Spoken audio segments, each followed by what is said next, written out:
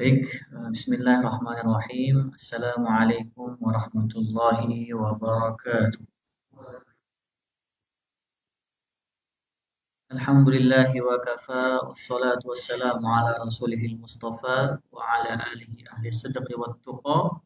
Allahumma salli wa sallim wa zid wa barik ala habibina wa syafi'ina wa maulana Muhammad sallallahu alaihi wasallam wa ala alihi wa ashabihi ajma'in. Amma ba'd.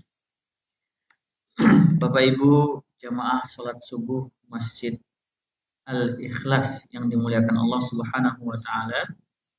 Marilah kita bersama-sama panjatkan puji syukur kita kehadirat Allah yang sudah memberikan kepada kita banyak sekali kenikmatan, ya, sampai saking banyaknya nikmat-nikmat tersebut kita tidak dapat menghitungnya. Wa in ta'uddu ni'matallahi la tuhsuha. Salawat dan salam selalu tercurah kepada junjungan kita Nabi besar Muhammad sallallahu alaihi wasallam yang sudah membawa kita dari zaman jahiliyah menuju ke zaman Islamiyah sehingga kita bisa dengan aman saat ini untuk merasakan nikmatnya keimanan kepada Allah, merasakan nikmatnya Islam, merasakan nikmatnya bermajlis, ya, beribadah kepada Allah Subhanahu wa taala. Mungkin di belahan bumi yang lain masih banyak saudara-saudara kita yang mereka belum bisa, ya, untuk melaksanakan ibadah-ibadah dengan tenang, dengan khusyuk karena mungkin berbagai keadaan, ya. Contohnya seperti di Palestina saat ini. Jangankan untuk beribadah, untuk hidup normal saja mereka belum bisa. Maka untuk kita berselawat kepada Rasulullah sallallahu alaihi wasallam. Nah, Bapak Ibu yang dimuliakan Allah, di pertemuan yang lalu alhamdulillah kita sudah menyelesaikan pembahasan kita, ya, tadabbur kita, pembahasan tafsir kita pada surat An-Naba. Yang mana An-Naba itu berarti apa? Kabar, ya, kabar yang besar. Nah, saat ini insya Allah kita akan bersama-sama mentadabburi, merenungi dan membahas tafsir daripada surat An-Nazi'at yang diambil dari kitab tafsir Al-Munir, ya, karya salah seorang ulama asal Syria, yaitu beliau adalah Syekh Wahbah Zuhaili. Bismillah. Surat An-Nazi'at. Mengapa surat An-Nazi'at ini dinamakan dengan An-Nazi'at? Karena memang pada awal ayat atau pada awal suratnya itu diawali dengan wan nazi'ati gharqa. Jadi memang kebiasaan Al-Qur'an itu dia dinamai dengan kata-kata yang terdapat dalam sebuah kata yang terdapat dalam surat tersebut. Ya, misalkan Al-Kautsar, inna a'tayna Al-Kautsar, ya, dan lain sebagainya. Termasuk juga An-Nazi'at dinamakan dengan An-Nazi'at karena pada surat ini diawali dengan sumpah ilahiyah. Sumpah Allah Subhanahu wa taala sumpah Allah Subhanahu wa taala dengan An-Nazi'at. An-Nazi'at itu apa? Ya. An-Nazi'at itu Bapak Ibu yang dimuliakan Allah adalah malaikat pencabut nyawa. Ya, wan-nazi'ati gharqa itu adalah demi malaikat yang mencabut nyawa dengan keras. Ya, jadi Allah Subhanahu wa taala bersumpah dengan malaikat pencabut nyawa. Jadi surat ini dinamakan dengan An-Nazi'at karena memang diawali dengan wan-nazi'ati gharqa, dengan kata An-Nazi'at itu sendiri. Ya. Nah, kemudian antara surat ini dengan surat sebelumnya yaitu surat An-Naba itu ada, ya, kalau dalam ilmu Quran itu ada namanya ilmu munasabah, korelasi, kaitan, ya, antara surat An-Nazi'at dengan surat An-Naba. Nah, surat An-Nazi'at ini Bapak Ibu yang dimuliakan Allah memiliki keterkaitan dengan surat An-Naba, yaitu pada apa? Yaitu di dua surat ini, An-Nazi'at dengan An-Naba ini sama-sama membahas tentang hari kiamat dan keadaan-keadaannya. Jadi surat An-Nazi'at ini ya di antara sub babnya atau di antara sub pembahasannya itu adalah hari kiamat. Meskipun tidak keseluruhan surat ini membahas tentang tentang hari kiamat gitu ya. Kemudian juga dalam surat ini juga eh, Allah menjelaskan kembali kepada kita tentang bagaimana keadaan orang-orang yang bertakwa dan juga bagaimana keadaan orang-orang yang durhaka. Gitu ya. Ya, kemudian juga di akhir-akhir surat An-Nazi'at ini hampir mirip dengan surat An-Naba. Ya, di mana di dua surat ini An-Nazi'at dengan An-Naba itu berbicara tentang hari hari kebangkitan dan hari kiamat. Nah, adapun di surat An-Naba itu kan menjelaskan kepada kita tentang kepastian ataupun penegasan tentang adanya hari kebangkitan dan juga keadaan hari hisab ya dan juga pembalasan gitu ya jazaa'an min rabbika 'ata'an hisaba di surat An-Naba. Nah, adapun di surat eh, An-Nazi'at Nazi'at ya, maka dibahas tentang ya sumpah atas adanya hari kiamat. Karena kematian itu Bapak Ibu sekalian itu kan merupakan kiamat ya, kiamat kecil. Jadi kematian itu kiamat bagi orang yang merasakan kematian tersebut. Jadi ketika seseorang itu merasakan sakaratul maut, kemudian ajal datang kepada dia, maka itulah hari kiamat bagi dia. Jadi ada kiamat kecil, ada kiamat besar. Ya. Nah, kemudian dalam surat An-Nazi'at ini apa saja yang dibahas? Ya. Di awal-awal ayat 1 sampai ayat 10 itu Allah bersumpah. Bersumpah dengan ya beberapa hal begitu ya. Di antaranya adalah sumpah dengan malaikat pencabut nyawa, dengan malaikat yang turun dari langit dan lain sebagainya. Dan Bapak Ibu yang dimuliakan Allah, kalau kita sebagai hamba itu ya, dilarang untuk bersumpah dengan nama selain Allah, maka Allah Subhanahu wa taala dengan kemuliaan dan keagungannya bersumpah atas nama makhluk.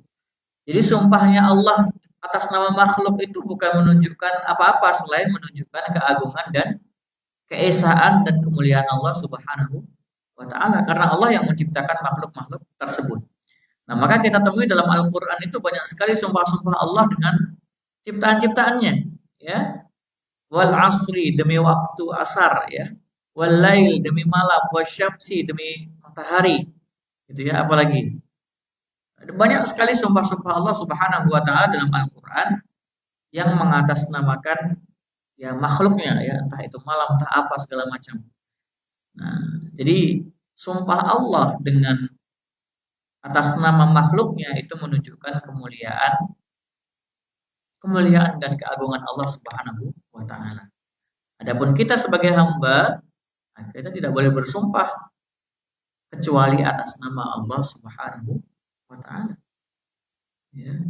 Nah, ini di ayat pertama sampai ayat ke-10 ya. Ya, di sini dijelaskannya tentang sumpah-sumpah Allah dengan malaikat mencabut nyawa gitu ya. Dengan apa namanya? Ya, dengan malaikat mencabut nyawa, dengan malaikat yang turun dari langit, dengan dan lain sebagainya. Kemudian di subbab kedua, ya, di bagian kedua daripada surat ini itu menjelaskan tentang keadaan orang-orang musyrik, orang-orang musyrik yang ingkar atas adanya hari kebangkitan, ya. Karena memang surat An-Nazi'at ini Bapak Ibu sekalian merupakan surat Makkiyah ya, dan sudah kita jelaskan kalau tidak salah ya. Saya pernah menyampaikan bahwasanya di antara karakteristik surat An-Nazi'at itu di antara karakteristik surat Makkiyah itu adalah berbicara tentang prinsip-prinsip agama.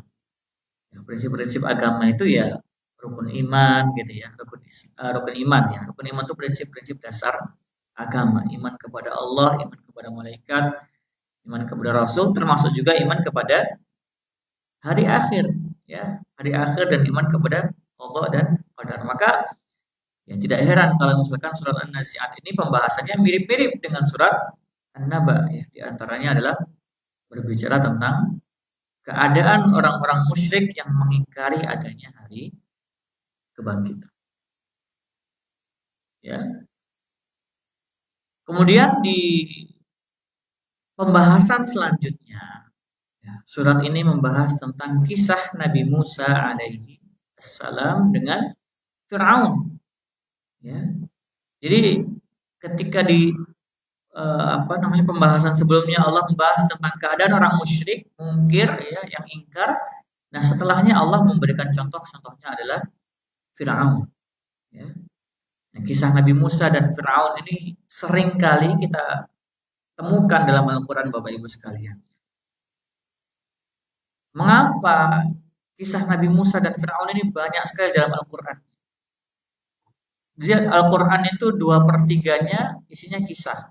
Dan di antara kisah-kisah tersebut yang paling sering diulang adalah kisah Nabi Musa dan Musa dan Firaun.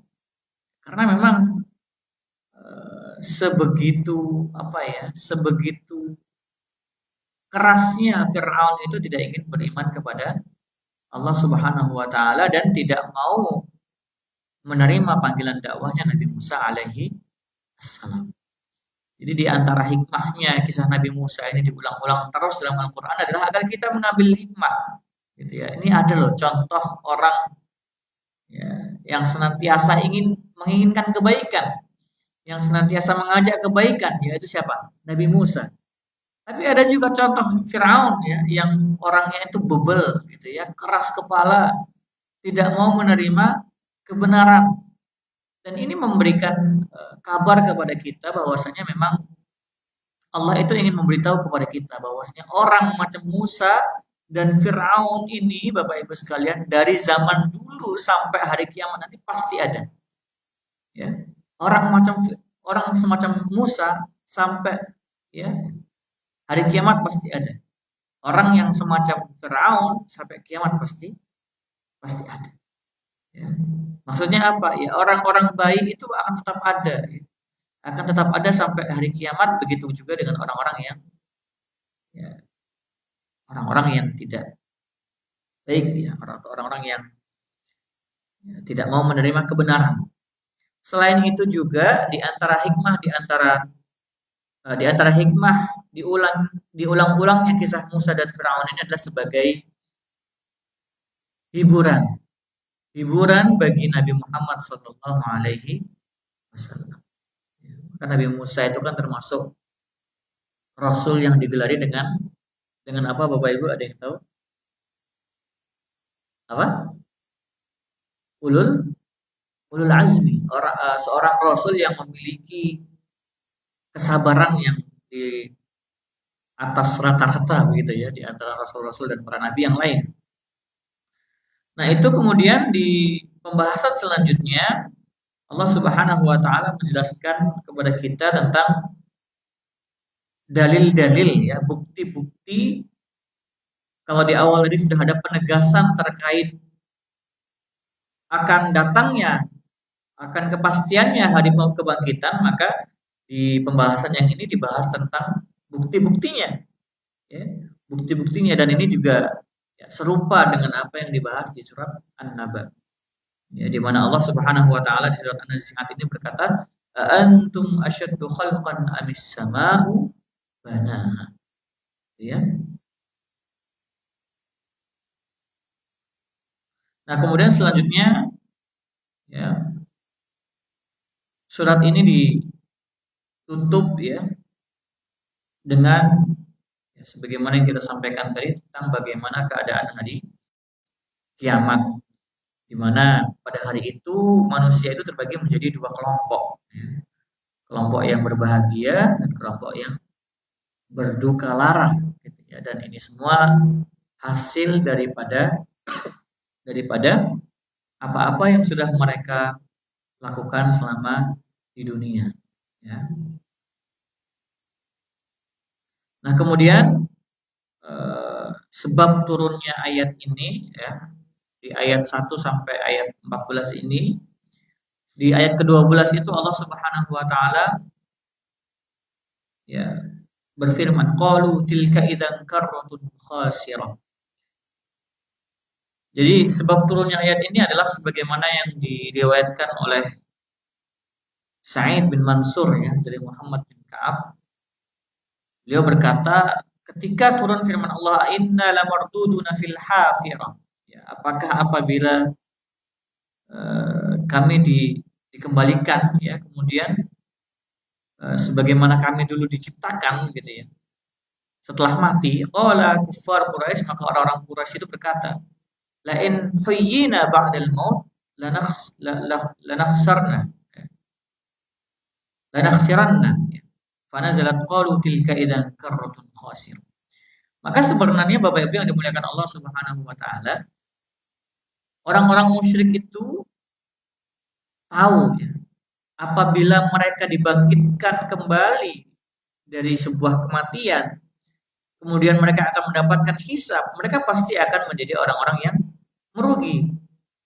Karena mereka menyadari apa yang mereka lakukan ketika di dunia itu tidak betul gitu ya. Mereka tidak mempercayai Nabi Muhammad. Mereka tidak mau mengakui kerasulan Nabi Muhammad. Padahal mereka mengetahui kebenarannya. Ya, orang-orang kafir Quraisy itu Bapak Ibu sekalian mereka tahu kebenarannya. Bahkan mereka tidak bisa mengelak. Abu Jahal dan Abu Lahab itu saking terkesimanya dengan Al-Qur'an Bapak Ibu. Tapi mereka gengsinya ya, saking terkesima, tertariknya dengan Al-Qur'an, tapi mereka gengsi. Sampai-sampai suatu ketika Rasulullah membaca Quran di rumahnya, di belakang rumahnya itu Abu Jahal dan Abu Lahab itu ternyata mereka sama-sama mendengarkan Al-Quran tersebut. Tapi dua orang ini pun nggak tahu kalau mereka itu sama-sama di belakang rumahnya Rasulullah Sallallahu Alaihi Wasallam. Nah, jadi suatu malam ya, mereka sama sedang mendengar Rasulullah membaca Quran itu. Kemudian entah bagaimana mereka akhirnya ketemu. Loh, ada Abu Jahal, ada Abu Lahab. Ngapain kamu di sini? Ya, aku nggak bisa tidur kalau misalkan nggak dengar Quran. Sampai seperti itu. Jadi sebenarnya mereka itu tahu kebenaran Al-Quran, tahu kerasulan Nabi Muhammad Shallallahu Alaihi Wasallam. Tapi karena gengsinya mereka, mereka nggak menerima itu kebenaran Al-Quran. Ya, mirip-miriplah seperti Abu Thalib. Abu Thalib itu kan beliau sangat gencar ya membantu Nabi Muhammad dalam dakwahnya, tapi tidak sampai meninggal pun, sampai mati pun ya tidak mengucapkan la ilaha illallah Muhammadur Rasulullah. Ketika Abu Lahab di akhir-akhir hidupnya itu kan Rasulullah berada di samping beliau. Wahai pamanku, ucapkanlah la ilaha illallah Muhammadur Rasulullah. Ya. Tapi di dekat beliau juga ada para pembesar-pembesar Quraisy ya, macam Abu Lahab dan Abu Jahal. Wahai Abu Thalib, dikomporin lah gitu ya, dihasut. Apakah engkau mau keluar dari agama nenek moyangmu? Gitu. Nah, tapi ya di situ ada pergolakan sebenarnya. Di satu sisi Abu Lahab sebenarnya itu mungkin Abu Lahab juga merasa kebenaran risalah Nabi Muhammad. Maka dari itu Abu Thalib tidak menghalangi, bahkan mendukung dan melindungi dakwah Nabi Muhammad Sallallahu Alaihi Wasallam. Ya, tapi karena ya itu wallahu alam gitu ya, karena keegoisan, karena kegengsian, akhirnya ya, Abu Thalib meninggal dalam keadaan kafir. Ya, maka keimanan itu merupakan nikmat yang paling besar Bapak Ibu. Kita punya keimanan, insya Allah kita masuk surga. Ya, kullu ummati yadkhulul jannah, kata Nabi Muhammad, illa man aba. Setiap umatku, kata Nabi Muhammad, masuk surga kecuali yang enggan. Di semua umat Islam insya Allah masuk surga. Tinggal PR-nya adalah ya, apakah kita digoreng dulu di neraka, naudzubillah gitu ya, atau langsung ke surga. Itu PR kita. Bagaimana kita memperbanyak amal kita sehingga amal-amalan baik kita itu lebih berat dibandingkan amal buruk kita, dan dengan itu Allah memberikan rahmatnya kepada kita, dan dengan rahmat Allah itu kita masuk ke surganya Allah Subhanahu wa ta'ala. Amin amin ya rabbal alamin. Baik, sebelum saya mulai, eh, mungkin saya bacakan dulu ayatnya ya, ayatnya dan juga terjemahannya jika memungkinkan. A'udzu billahi minasy syaithanir rajim. Bismillahirrahmanirrahim. والنازعات غرقا والناشطات نشطا والسابحات سبحا فالسابقات سبقا فالمدبرات أمرا يوم ترجف الراجفة تتبعها الرادفة قلوب يومئذ واجفة أبصارها خاشعة يقولون أئنا لمردودون في الحافرة أئذا كنا عظاما نخرة قالوا تلك إذا كرة خاسرة فإنما هي زجرة واحدة فإذا هم بالساهرة. Ayat 1 sampai ke 14. Mungkin saya akan baca terjemahannya dulu, mungkin dari ayat 1 sampai ayat ke-5 terlebih dahulu ya. Wan nazi'ati gharqa, demi malaikat yang mencabut nyawa dengan keras.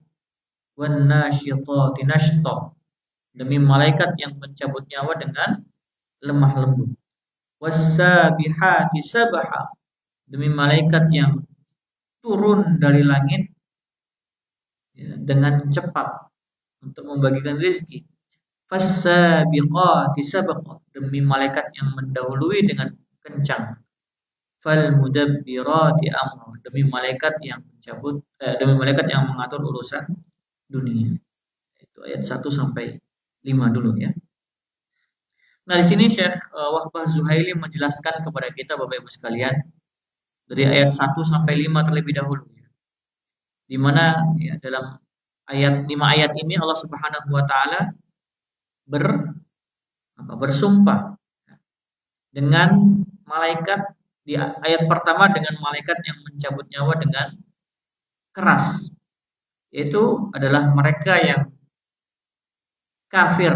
Orang-orang kafir itu dicabut nyawanya dengan keras, ya dengan kasar begitu ya. Dan adapun yang dicabut nyawa dengan nama lembut mereka adalah orang-orang yang beriman, ya. Beriman kepada Allah Subhanahu wa taala. Maka ini Masya Allah ya, cukup ngeri sekali ya. Bahkan sebuah riwayat itu dikatakan dicabutnya nyawa itu seperti berapa kali saya lupa ya. Ada sekitar mungkin puluhan atau ratusan gitu. Jadi dicabutnya nyawa itu Bapak Ibu sekalian itu seperti berapa puluh kali sayatan atau tebasan gitu. Saya lupa puluhan atau ratusan begitu ya. Intinya adalah itu merupakan hal yang sangat menyakitkan. Ya, maka ya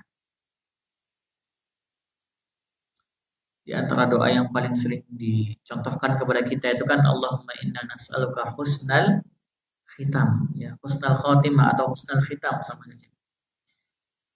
Ada orang-orang yang meninggalnya ketika sujud ya. Ada orang-orang yang meninggalnya ketika apa? Ada orang-orang yang meninggalnya ketika joget. Nah, ini Masya Allah menjadi pelajaran bagi kita. Ya, hendaknya kita itu membiasakan hal-hal yang baik gitu ya, agar ketika kita meninggal itu kita meninggal dalam keadaan baik pula. Karena seseorang itu mati dengan kebiasaannya Ibu sekalian, Bapak Ibu ya. Ketika ia terbiasa sholat malam, ya, mungkin bisa jadi dia meninggalnya ketika sujud. Tapi ketika dia kebiasaannya, ya, naudzubillah, hal-hal yang buruk, maka dia juga akan tidak menutup kemungkinan diwafatkan dengan keadaan tersebut. Ya. Ya. Nah, di sini Syekh Wahbah Zuhaili menjelaskan wa takhruju arwahul mu'minin bi sur'atin wa lutfin wa suhulah. Adapun arwahnya orang-orang yang beriman itu keluar dari jasadnya itu dengan lembut dan mudah. Ini orang-orang yang beriman. Ya. Kemudian di ayat yang ketiga, fassabihati sabha, demi malaikat yang turun dari langit dengan lemah lembut. Ya. Wal malaikatul ladzina yanziluna minas sama'i musli'in li amrillahi ta'ala. Ya. Malaikat-malaikat yang turun dari langit ini ya berdasarkan perintah Allah Subhanahu wa taala. Mungkin membagikan rezeki, ya, mungkin dan lain sebagainya. Dan juga wal malaikatul lati tasbiqu bi arwahil mu'minina ilal jannah, dan juga demi malaikat ya, yang mendahului roh-roh orang mukmin menuju surga. Masya Allah. Ya, wa tadabburul amr bi an tanzila bil halal wal haram wa tafsilihima. Dan demi malaikat yang mengatur urusan dunia. Ya. Mengatur urusan dunia ini termasuk ya Bapak Ibu sekalian ya adalah mengatur hembusan angin begitu ya. Mengatur apalagi ya hujan. Itu memang atas kekuasaan Allah Subhanahu wa taala, tapi yang diperintahkan adalah malaikat. Ya. Qila ya dikatakan inna tadbira amri dunya ila arba'atin minal malaika. Jadi pengaturan urusan dunia ini diamanahkan atau dibebankan kepada 4 malaikat. Yang pertama malaikat Jibril, Mikail, Israel dan Israfil. Ya, jadi ya, ini penjelasan dari Syekh Muhammad Zuhaili bahwasannya pengaturan urusan dunia ya, sebagaimana disebutkan tadi ya, termasuk menurunkan hujan, menghembuskan angin ya dan lain sebagainya itu terbagi ke dalam 4 malaikat. Jibril, Mikail, Israel dan juga Israfil. Adapun Jibril maka dia urusannya dengan riyah ya, wal junud ya. Dengan angin begitu ya, dengan angin dan juga junud. Ya, junud itu tentara-tentara Allah. Dan tentara Allah itu bentuknya macam-macam Bapak Ibu. Jadi kalau misalkan kita bertanya-tanya, malaikat Jibril itu yang kita ketahui kan urusannya hanya menyampaikan wahyu. Nah, sekarang ini wahyu sudah nggak turun lagi gitu ya. Adapun wahyu nama orang, bukan wahyu ya. Ya. Mungkin kita berpikir, lantas sekarang ya tugasnya malaikat Jibril ngapain masak nganggur gitu ya. Nah, ternyata dijelaskan di sini. Di antara tugas malaikat Jibril adalah ya mengatur urusan dunia juga gitu ya. Di antaranya adalah menghembuskan angin ya. Adapun Mikail ya maka dia mengurus tumbuhan. Ya, mengatur pertumbuhan tumbuh-tumbuhan yang ada di bumi. Ya. Adapun Israel ya malaikat mencabut nyawa gitu ya. Dan Israfil ya wa amma Israfil fahuwa yanzilu bil amri alaihim ya, dengan ya masih ya dengan urusan-urusan yang sama juga.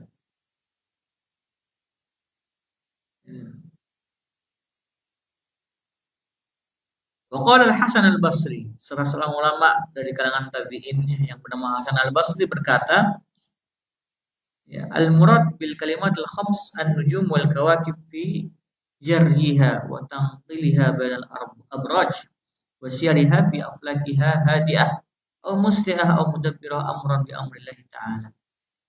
Ya. Hasan Al-Basri berkata, ya, mungkin di antara maksud urusan-urusan dunia juga termasuk ya mengatur bintang-bintang ya. Bagaimana ya bintang-bintang itu ya dan juga planet-planet itu punya rotasinya masing-masing gitu ya. Nah, itu juga di antara tugas malaikat gitu ya. Ya.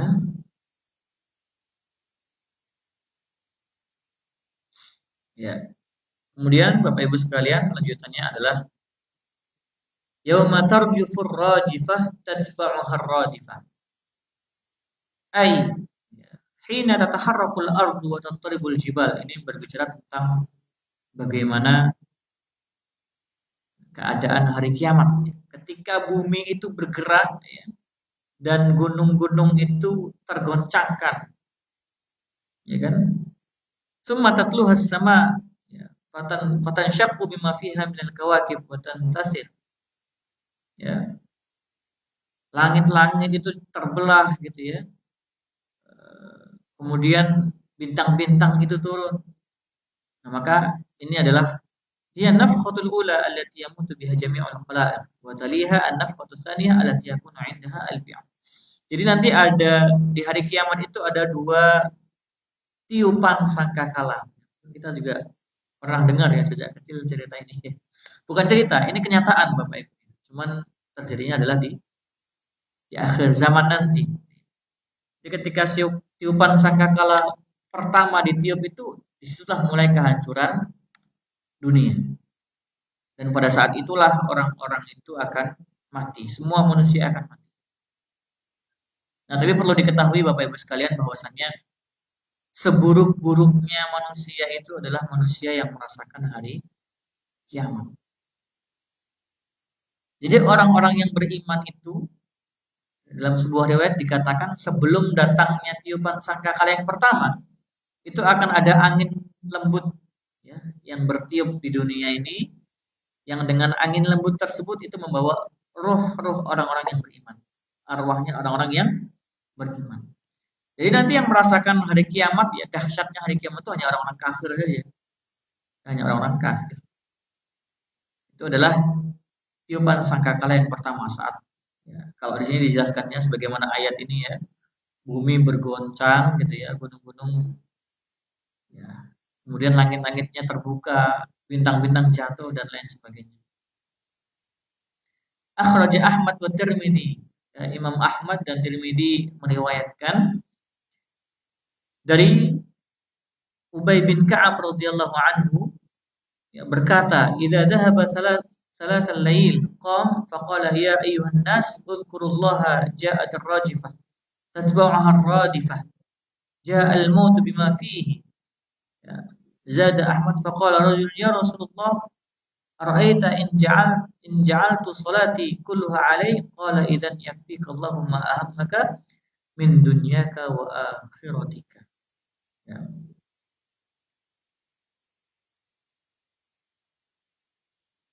Ya.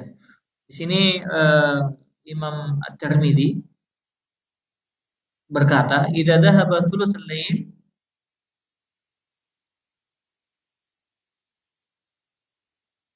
Ya. Oh, ini perkataannya Ubay bin Ka'ab Bapak Ibu ya. Perkataan Ubay bin Ka'ab. Beliau berkata, "Idza dhahaba thulutsul lail," apabila malam itu sudah sampai pada sepertiganya gitu ya. Qama ya. Seseorang itu berdiri faqala ya ayyuhan nas udhkurullah ja'at ar-rajifah tatba'uha ar-radifah. Ada seseorang yang berkata, wahai manusia, ingatlah Allah karena telah datang ya, goncangan, kemudian apakah kehancuran ya. Ja'al mautu bima fi. Ya, faqala rajulun ya. Jadi ini gambaran ketika hari kiamat begitu ya. Ketika sudah sampai sepertiga malam terjadi hal-hal tersebut, maka datanglah pula kematian. Maka ketika itu, ketika Ubay bin Ka'ab menyampaikan ini, ya beliau menyampaikan juga. Suatu ketika ada seseorang bertanya kepada Rasulullah, ya Rasulullah, ara'aita in ja'altu salati kulluha alaih. Bagaimana pendapatmu apabila aku menjadikan seluruh salatku ini adalah untukmu? Ya, maksudnya solawat ya, di sini adalah solawat. Ara'aita in ja'altu salati kulluha alaih qala idzan yakfika Allahumma ahammaka min dunyaka wa akhiratika. Jadi Rasulullah menjawab, ya, kalau misalkan engkau itu menjadikan seluruh selawatmu itu hanya untukku, ya maka engkau akan dicukupkan, ya, dicukupkan oleh Allah Subhanahu wa taala dari kegelisahan-kegelisahan dunia dan juga kegelisahan-kegelisahan akhirat. Ya, jadi ya dengan sholawat atas Nabi itu insya Allah semua kegelisahan kita yang bersifatnya duniawi maupun ukhrawi insya Allah akan teratasi. Qulubu yawma idzi wajifah absaruha khashi'ah. Ya, ketika itu Bapak Ibu sekalian, setelah terjadinya kedahsyatan tersebut, ada hati-hati manusia yang takut. Karena ya ternyata ya hal-hal yang mereka ingkari selama ini tentang terjadinya hari kiamat itu terjadi, benar-benar terjadi gitu ya. Tidak sesuai ekspektasi mereka, yang mana mereka beranggapan tidak mungkin terjadi hari kiamat itu. Mengingkari gitu ya. Dan itu adalah hati-hatinya orang-orang kafir. Ya. Pandangan-pandangan mereka menjadi pandangan-pandangan yang hina, tertunduk gitu ya. Karena kematian mereka yang mati bukan di atas keislaman. Ya, yaquluna inna lamarduduna fil hafirah idza kunna 'idhaman nakhirah qalu tilka idzan karratun khasirah. Ya, seorang-orang musyrik Quraisy dan yang semisal mereka yang mana mereka mengingkari hari-hari kebangkitan dan hari kiamat itu, ya, mereka berandai-andai, berandai-andai ya. Hal nuraddu ila hayatina al-ula wa ibtida'i amrina qabla al-maut gitu ya. Apakah kita mungkin gitu dikembalikan kepada kehidupan kita sebagaimana kita hidup dulu setelah mati gitu ya. Ini ya eh, kalimat yang menunjukkan pengingkaran mereka terhadap datangnya hari kiamat. Jadi karena mereka mengingkari, maka di hari kiamat nanti yaquluna inna lamardudna fil hafirah idza kunna 'idhaman nakhirah qalu tilka idzan qarnun khasirah. Jadi ayat ini menggambarkan tentang kalimat keangkuhan mereka, pengingkaran mereka terhadap terjadinya hari kiamat. Maka nanti di hari kiamat mereka akan termasuk ke dalam qulubu yauma idzin wajifah. Termasuk mereka inilah orang yang akan hatinya itu gelisah dan takut gitu ya. Karena ternyata hari kiamat yang mereka ingkari benar-benar terjadi.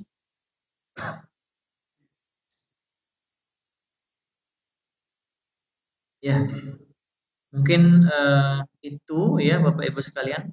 Dua ayat lagi terakhir, fa innama hiya zajratun wahidah fa idahum bisahirah. Ya. Ai la tastab'idu dzalik. Jangan engkau merasa bahwasanya hari kiamat ini masih lama gitu ya. Fa innamal amru yasir, karena sesungguhnya itu hal itu akan sangat mudah terjadi bagi Allah Subhanahu wa taala, karena waktu ini Bapak Ibu sekalian itu kan apa ya, sifatnya itu mungkin bagi kita terasa lama, tapi bagi Allah kan tidak, karena Allah yang menciptakan waktu itu sendiri. Makanya dikatakan kan satu harinya di akhirat itu berapa puluh ribu hari atau berapa puluh ribu tahun di dunia, gitu ya.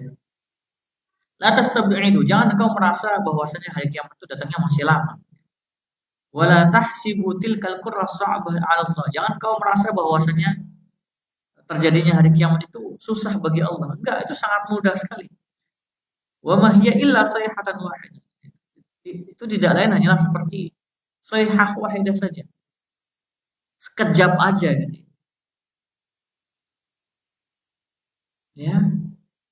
Maka setelah terjadinya hari-hari itu, ya, hari kiamat terjadi, kebangkitan sudah di apa? Dua sangkakala sudah ditiupkan, maka setelah itulah datang hari hisab. Dan ketika datang hari hisab itu tersebut, Bapak Ibu sekalian, ketakutan itu lebih dahsyat lagi. Ya.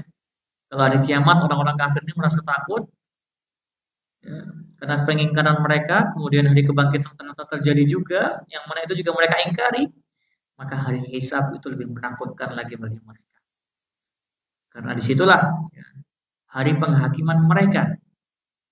Maka ini sebagai pelajaran bagi kita Bapak Ibu sekalian bahwasanya memang hari kiamat itu pasti terjadi, maka itu termasuk ke dalam prinsip dasar agama Islam, beriman kepada hari akhir. Ya, semoga apa yang disampaikan ini menjadi penyemangat kita untuk senantiasa meningkatkan keimanan dan ketakwaan kita. Ya, apalagi yang bapak-bapak setiap Jumat diingatkan terus ya. Malah kita bersama-sama meningkatkan ketakwaan dan keimanan kita kepada Allah.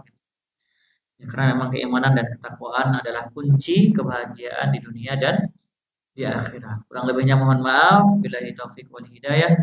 Wassalamualaikum warahmatullahi wabarakatuh.